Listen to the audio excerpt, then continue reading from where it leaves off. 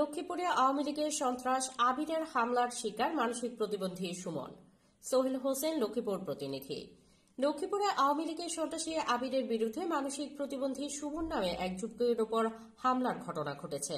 ঘটনাটি ঘটেছে লক্ষ্মীপুর ঝুমুর পুলিশ বক্সের পাশে বেলালের ফলের দোকানের সামনে।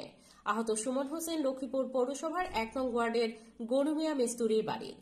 তিনি একজন মানসিক প্রতিবন্ধী। স্থানীয়রা জানায়, গত ৪ আগস্ট ছাত্র জনতার আন্দোলনে আওয়ামী লীগ, যুবলীগ ও ছাত্রলীগের নেতাকর্মীদের সাথে ছিলেন আবির, জিহাদ, সাব্বির, রুবেল, ইমন। প্রতিবেশী আবির বিভিন্ন সময় প্রতিবন্ধী সুমনকে হত্যার চেষ্টা প্ল্যান করেন। দেশের পরিচিতি গড়মিল থাকার কারণে সেটা ব্যর্থ হয়।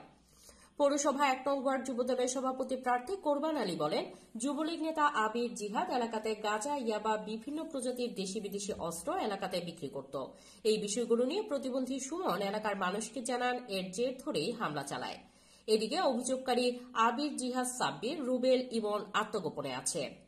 লক্ষ্মীপুর জেলা বিএনপির সদস্য সচিব শাহাবুদ্দিন সাবু ও রেজাউল করিম লিটন বলেন, আবির, জিহাদ মানসিক প্রতিবন্ধী সুমনের উপর হামলা চালিয়েছে। প্রশাসনের কাছে আমরা এর সুষ্ঠু বিচার চাই। লক্ষ্মীপুর থানার ভারপ্রাপ্ত কর্মকর্তা ওসি আব্দুল মোনাফ বলেন, মানসিক প্রতিবন্ধী সুমনের উপর হামলা হয়েছে, এ বিষয়ে লিখিত অভিযোগ পেয়েছি, তদন্ত করে আইনগত ব্যবস্থা নেওয়া হবে। জি, আর আমরা আদর্শ পালন করি, এই কারণে আমার ভাই একজন প্রতিবন্ধী। বলেন, আমার ভাই একজন প্রতিবন্ধীর নাম হচ্ছে সুমন। ঝুমুর সিনেমা হলের সামনে থাকে। আমি কোরবান আলী, লক্ষ্মীপুর পৌরসভার ১ নম্বর ওয়ার্ড, উত্তর মধুপুর গনুমিয়া মিস্ত্রি বাড়ির। আমি একজন বিএনপির যুবদলের কর্মী এবং যুবদলের সভাপতি পদপ্রার্থী।